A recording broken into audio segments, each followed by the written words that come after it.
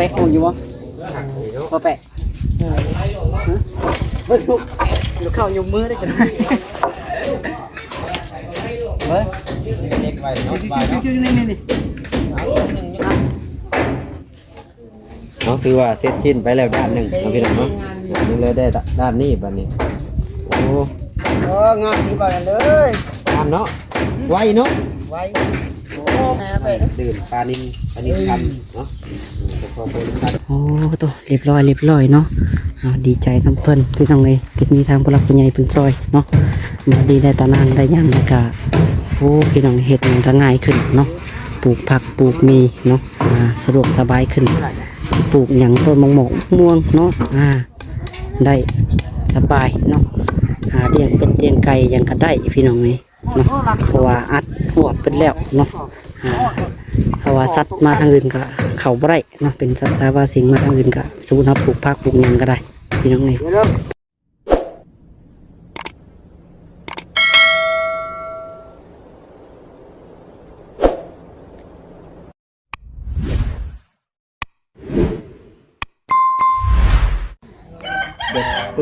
เอามาพี่น้องเลยเนาะทักทายสบายดีและสวัสดีเนาะพ่อแม่พี่น้องเบิดสุขสู่คนพี่น้องเลยเนาะบ่ว่าจะเป็นพี่น้องทางไกลหรือว่าทางใดก็แล้วแต่เนาะพี่น้องเนาะก็ยินดีต้อนรับทุกท่านโดยเข้าสู่ช่องน้องหลาอีกคือเก่าคือเดิมเนาะเอาวันนี้เดียวเริ่มใส่ตะนางอะไรพี่น้องบัดนี้เนาะเริ่มหนึ่งตะนางก่อนอยู่ที่เฮือนน้องแต่คือเก่าตอนนี้ก็เพิ่นกำลังวางแผนเฮ็ดประตูอยู่เนาะเฮ็ดนี่งานเขาตื่นดีพี่น้องเนาะเพิ่นโทรมาว่าให้เฮ็ดประตูให้ในเด้อว่าซั่นทางพ่อเลยคุยกับทางเบาจิตเพิ่นเมื่อกี้นี่ให้มันซื้อไม้ซื้อตอกเข้ามาเฮ็ดแบบใดก็เดี๋ยวถ้าเบิ่งเนาะเอาแบบตามงบพี่น้องเอ้ยจงมัด2มัดอยู่เด้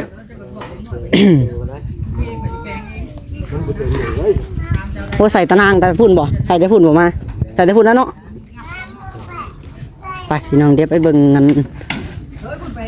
นิ่งตะนางก่อนเนาะเบิ่งเป็นนิ่งตะนางก่อนไปนี่แหละพี่น้องตะครัวได้ยังกันพังเรียบร้อยแล้ว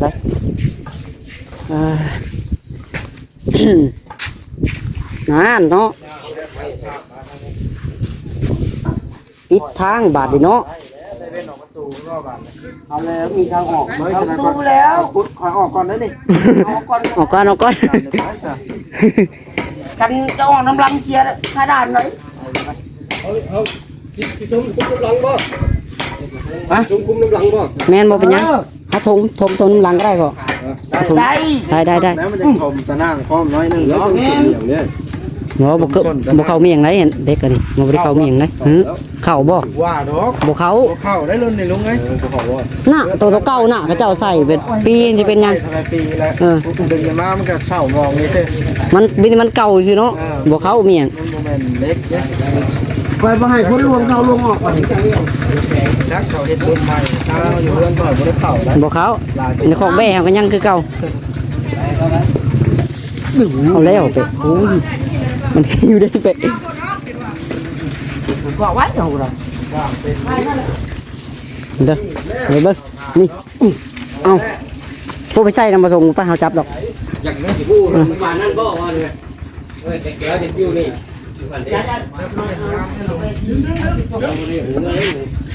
เอาดิ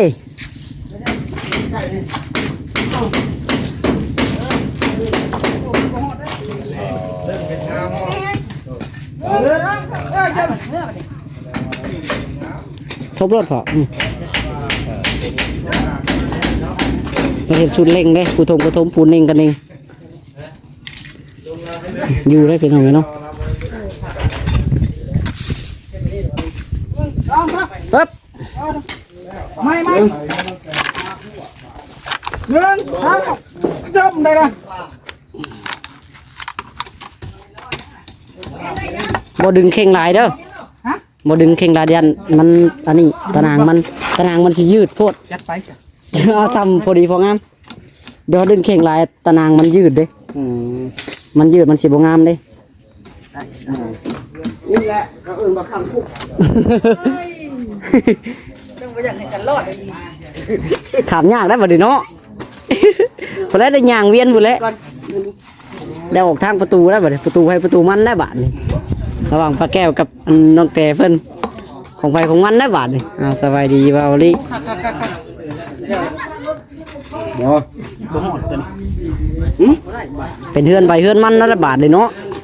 ดินก็ได้พี่น้องคนละข้างนั่นละบาทนี่ ได้แล้ว โอ้ทุกทีมงานใส่คู่พี่น้องเนาะแปะกระเป๋าส่งสีส้มคือกันเนาะโอ้ของงานน้ำดื่ม งานพร้อมไร ของงานน้ำดื่มวะแม่นผมแม่นทีมงานสร้างเนาะจ้ะ ครับโปรโมท ทีมงานโรงงานพี่น้องโรงงานน้ำดื่มปานินคำบ่อ๋อโรงงานที่ว่าน้องหลายเฮ็ดตะกี้ได้นี่เนาะที่ว่าเฮ็ดงานอยู่หั่นพี่น้องในบ้านนั่นแหละ โปรโมทโรงงานเลย สบายนี่ไป โอ้ไวได้ฮะว่าก็ใส่นี่ฮะมันบ่ได้โดนได้พอติจังหนิ่งจวดแป๊บเดียว เรื่องมันจะได้ยังไง 4 นาทีได้นี่ก็ได้ ดีเนาะ โอ้ยเอ็ดเวียกไปจัดไป นั่นนำกับนั่นปักนำไว้ มาตันกันแล้วบ่ว่านี่ตันละได้ ตันละไรตันละไร ได้เอิ้นใส่กันเท่านั้นนะบาดนี่ เสียง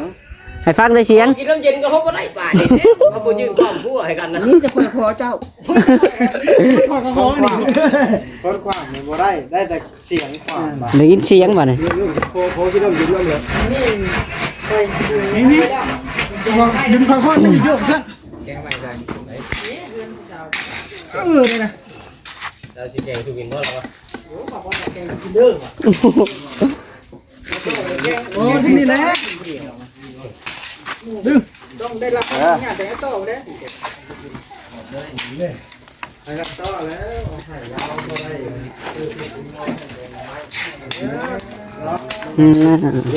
อาไปลุง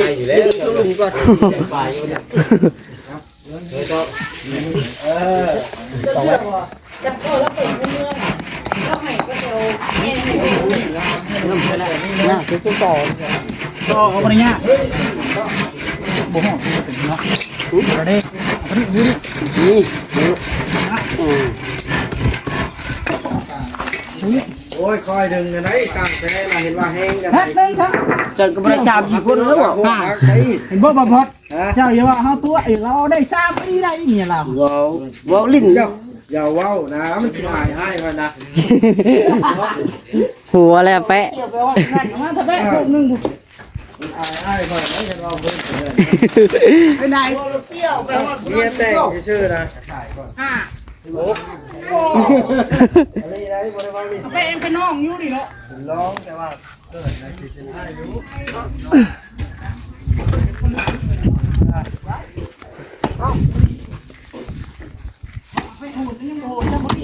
่อย่าพัดใกล้3นะ พ่อตอนนั้นมาเข่งต่อกัน เฮ้ย เอาเป็นอะไรตั้งแต่ชมพวกทางบ่เราคนไหน ยังเครียดยัง เอามือไอ้ มื้ออย่าเครียดได้คนมาท่องเขา กำลังท่องอยู่เนาะบ่อยเครียดแล้วเนาะ เครียดเด้ เห็นหายโลดเนาะ เอ้ยไอ้อย่าเว้าหยอกก็บ่ได้เว้าหยอกนะ มีคนเครียด ว่าห้องเพลงใช่ไหมจะน่าบูดได้สินะ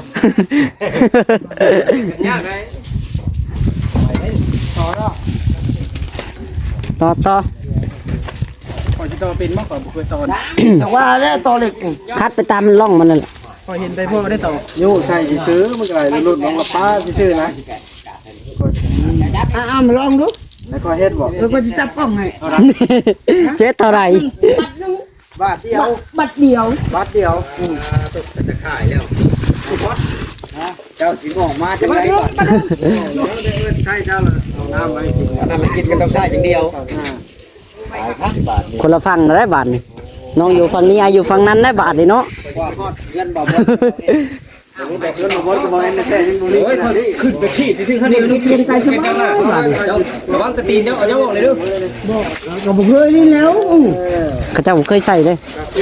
นับตั้งเนาะ ตีมันละให้เดินไล่ล่ะเป็นเรื่องต้องเป็นแก้วคือมันเป็นน้ำแต่นี่บ่แม่เด้อพี่น้องน้ำสางเก่า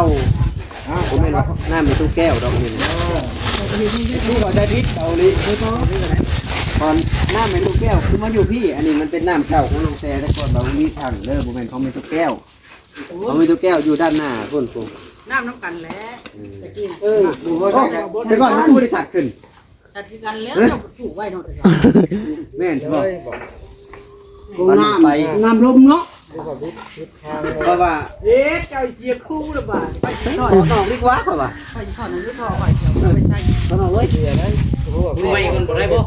ได้มือใหม่ทอดได้ ไปทอดให้ก็ได้นะนี่เปิดว่าเอ็น เฮ้ยคุณน่ะไปเบิ่งน้องบอยชอนแล้วเฮ็ดนึงป่ะเจ้าน่ะ บ่เราเป็นอยู่ผักอีกบาทนึงกันเก่งเองบอกว่าต่อก็เก่ง ฉันเราก็บ่ได้มีสารให้แล้วกัน นี่นี่ตกปลาต้องไปคืนเนาะแม่นบ่บ่ทางไปว่าเจ้าได้มี3คนหมดเลย เรากิน เราบอกให้เมียข่อยให้แล้วเรา ทางเฮียงดึงตัวนั้น เว้นบ้านมาให้บ่นี่บีบนี่เอานะเข่ง โอ้แต่เรื่องวันนี้เนี่ยมือเมียคนจะบ่ได้ เขาเจ้าว่า ทับเข่งไหม ว่าเขาให้เบิ่งคลิปอยู่เนาะเขาให้เบิ่งคลิปอยู่เนาะ มีเมียแท้จริงนะ5คนเมียที่แท้จริงนะ5เมียเก็บมา7เขาเลยว่ะ โอ้ตบบ่ธรรมดาเว้ย กับเมียแต่คนเดียวเอาเลยว่ะ พื้นที่เนาะเฮายังน้อยอยู่ฮุกได้แล้วบ่เราได้ฮุก เมียแต่ง เมียแต่งนะ เจ้า เมีย บ่ แต่งบ่ อีกโชว์ เจ้าฮะ รวมทั้งลูกบ่ตัวนี้มันอันนั้นแหละครับ เมียเราเสียหายประกันเราลินลายเมียเราเบิ่งคลิป บ่แล้วมามันน่ะก็บ่แม่นผู้นี้ยังมันแข่งด้วยช่างแป้นเป็นยังนี่อ๋อเป็นมาจับได้บ่แม่นสิจับดึงทางนี้นี่เพิ่นย่านเสียคู่ได้นี่เพิ่นบอกบ่อยบ่ได้เบิดเลยเนาะบ่เรากำลัง ขี้โม้ในคลิปว่าเป็นเนาะเอ้า อันนี้ มันนี่ตัวนี้มันเป็นมุนมันบ่นี่เลยบ่ฮักคอนี่ผมเบิ่งมันเป็นคอคือหมู่บ้านเมืองวะโอ้บ้านเมืองเฮ็ดเกินเฮาก็เฮ็ดบ่ได้ได้5 6ดอกภายในบ่เอ้ ค่อยพาจับสิครับ เส้นนึงบ่ได้เด้ นิดบ่ได้ มันเป็นอะไร สารนี่ดิ ต้องจ้อยบ่มามื้อนี้ บ่ ตัวงานแล้ว ไปถ่ายหน้า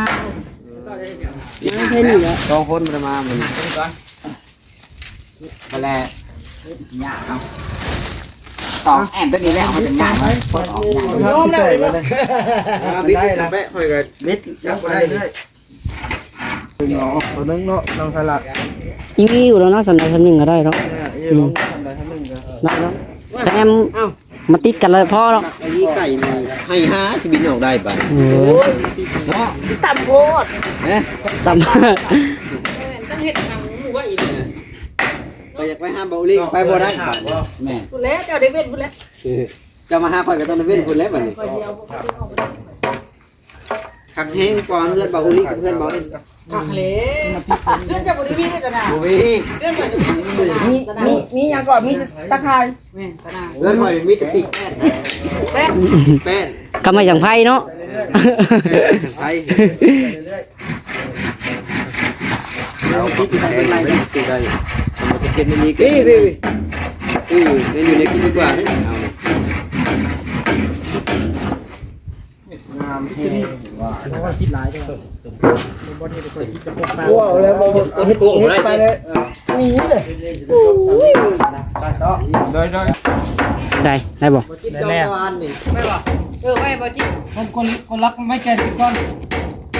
ฮะโอ้ยสำนึกได้ละ บ่ว่ามันทีม มัดใส่รถ บ่ให้คนนี่ผู้คาดนี่นี่ มันจะไม่ใช่โอ้ มาถ้าแปะมา อื้อหือ มาลุงอยู่พี่แหละไปมาลุงอยู่พี่แหละป้าก่อนเถอะนะเอารถ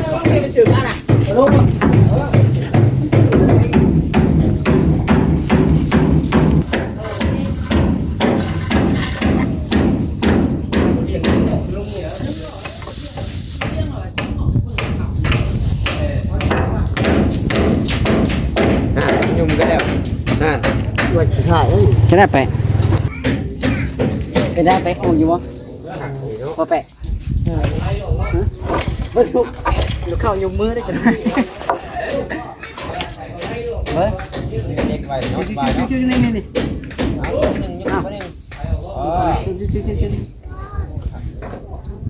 ็นไก่4-5ชั่วโมงได้เด็กเป็นเลี้ยงไก่ที่บ้านชื่อบอกชื่อเลยนี่ตนางมันจะเป็นอะไรเนาะมันดูดไปเลยมันดูดตอนนี้ดึงไปค่อย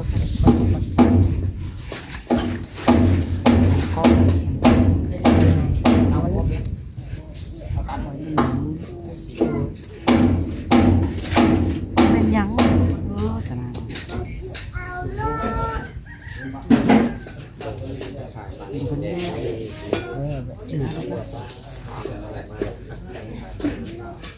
หาทีมพักใหม่ได้ไป ยังบ่ได้อยู่บ่ มันรุดผสม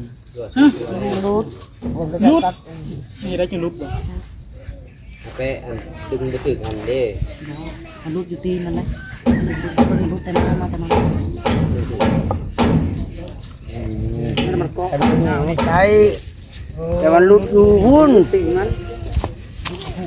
ผูกไว้ว่าดูแน่ครบมือพอได้ใครยืนเล็กก็นอน แต่ก่อนเล็กมันสิแข็งเนาะรุ่นนี้สิดีกว่านะ บัดนี้ฟรีเลยฮอด พอดีฮอดแจพอดีเลย นะดึงข่าวพี่แม่ไปพี่แหละเขาจะไปกวมขังใน แก้ว อยากลองว่าชื่อดอกลองก็ เอาตัวด้านนึง ไหนชุดเลยค่ะนี่เนาะเอาไปต่อได้นะเนาะบอกนั่นเลยว่าสาม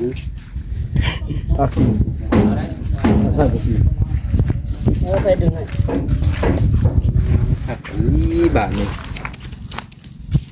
กว่าคนเพื่อนบ่เห็น งามแล้วเพื่อนเขาจะไม่มีแล้วนี่ ครับนี่พี่น้องเอ้ย บุญวัฒนาเราดีเนาะ แม่นบุญเพิ่นสิท่าตะกี้ อะไรเพิ่นว่าตอนยังมีชีวิตเฮ็ดบุญหลาย นี่แข่งรถแข่งเรือน่ะมันแข่งกันได้ ๆ เห็นบ่ส่ง แม่นนะ แต่บุญวัฒนามันแข่งกันบ่ได้เด้ บ่ได้เลย รถนี่บ่แน่ค่อย แต่รถบ่แพงเลยรถบ่แพงน้องจ้อย บุญค่อยกันไปได้ที่2 3น้ำมูกแข่งเนี่ยบ่แพ้ค่อย เจ้าว่าซื้อแข่งเมียหลายกว่าบ่ โอ้ถึงนักแข่งแล้วเนาะโอ้นักแข่งมาเตะเอา ป้าโตตานะ มันแข่งนะอื่นนะซื้อแข่งเมียหลายกว่าหมู่นะแม่เอาคือว่าเสร็จชิ้นไปแล้วด้านหนึงเอาพี่น้องเนาะนี่เลยได้ด้านนี้บัดนี้โอ้ งามที่บ้านเลย งามเนาะไวเนาะ ไว้ บ่เนาะ อลี จั เนาะ บเด้อข้อนึงเนาะข้ออีกก้อนนึงเดี๋ยวข้อเดียวข้อแล้ว ไวแฮง แปะเอาวัดเลย ผมมียังหลายนะเข้ามาในปีนี้ก็ได้ซื้อไปช่วยเจ้าหน้าที่นั่นเพิ่นกับปูนี่ปูนอนของครัวแล้วก็ปูน้องปลาเป็นนี่เนาะเป็นว่าตอนนี้ทางทีมงานสร้างเฮาก็งานโรงงานดื่มปลานิลคำเนาะขอบคุณท่านประธานผู้ปลอมตัวมาซื้อ ในบ้านเด้โรงงานนี่น่ะ ปลอมตัวมาซื้ออันที่จริงเนี่ยเพิ่น เพิ่นเป็นสร้างเด้ ลำรวย เอาเป็นสร้างเด้ให้คนแจกให้ ก็ออกเป็นชุดผูกตังย่อขึ้นสบาย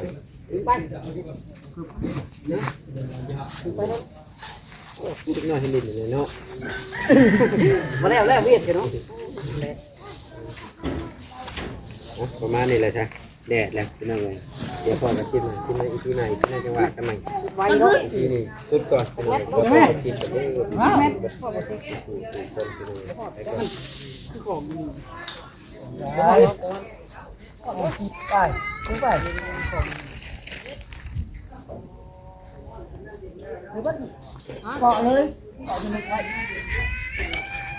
ที่นี่เป็นรสชาติตอนนี้บ้านน้องแพกะทือว่า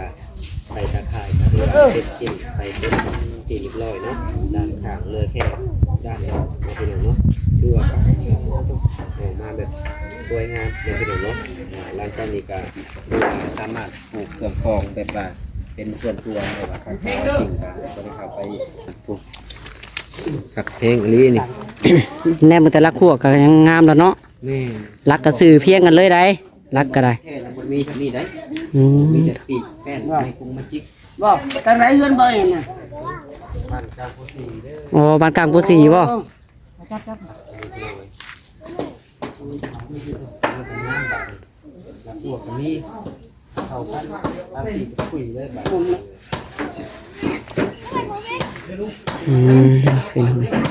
พี่น้องดุนนำกันไปยาวๆเด้อพี่น้องคลิปนี้เนาะเดี๋ยวน้องหลากะสิเน่งใส่ซอยจิเพิ่นนี่แหละเนาะตัดซอยกันพี่น้องเลย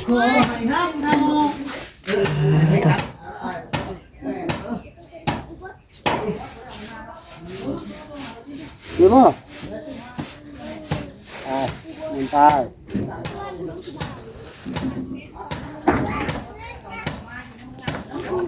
กำลังต่ออยู่ทางนี้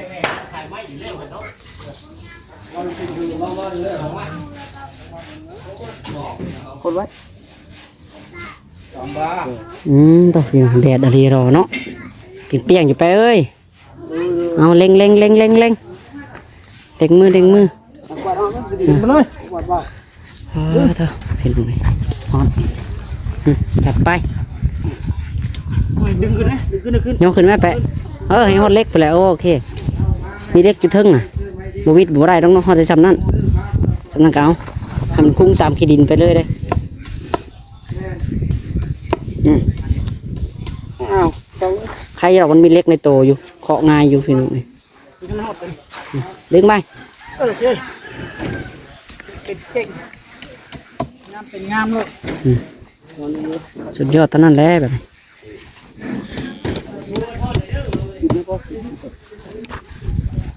นี่พูดน้อยไปตัวไม้เก็ด พูดดีเด้อ ดูดิ ก็ได้ให้จะมีได้เอาสมิได้แล้วมั้งลองเบิ่งเดี๋ยวมันได้พูดดี เอาสับพี่น้องเลย โอเคสำหรับคลิปนี้ก็ได้เนาะเดี๋ยวน้องลาจะขอตัวลาไปก่อนเนาะจังไรก็อยู่ดีมีแห้งเบิดสุขสู่ก้นพี่น้องเลยผูกโอ้ตัวเรียบร้อยเนาะดีใจน้ำเพิ่นพี่น้องเลยที่มีทางผู้หลักผู้ใหญ่เป็นซอยเนาะมาดีได้ตานางได้ยังแล้วก็โอ้พี่น้องเฮ็ดมันก็ง่ายขึ้นเนาะปลูกผักปลูกมีเนาะสะดวกสบายขึ้นปลูกอย่างต้นมะม่วงเนาะได้สบายเนาะเลี้ยงเป็นเลี้ยงไก่ยังก็ได้พี่น้องเลยเนาะเพราะว่าอัดหัวเป็นแล้วเนาะเขาว่าสัตว์มาทางอื่นก็เขาบ่ได้เนาะเป็นสัตว์สาวาสิงมาทางอื่นก็สมมุติว่าปลูกผักปลูกหยังก็ได้พี่น้องเลยพอปิดชั้นนี้เนาะตะนางก็คักพี่น้องเลยนี่พอดีไก่ก็ยังงันออกยากคันในเขาเลยเนาะ ไปโอเคสำหรับคลิปนี้ก็เดี๋ยวสิขอตัวไปก่อนพี่น้องจังไรก็อยู่ดีไม่แห้งก็สุขคนเนาะเอาสบายดีไปพี่น้องบ๊ายบายเนาะโทรศัพท์ก็ห้อนแห้งแล้วพี่น้องเลยเรียบร้อยพอดีเนาะ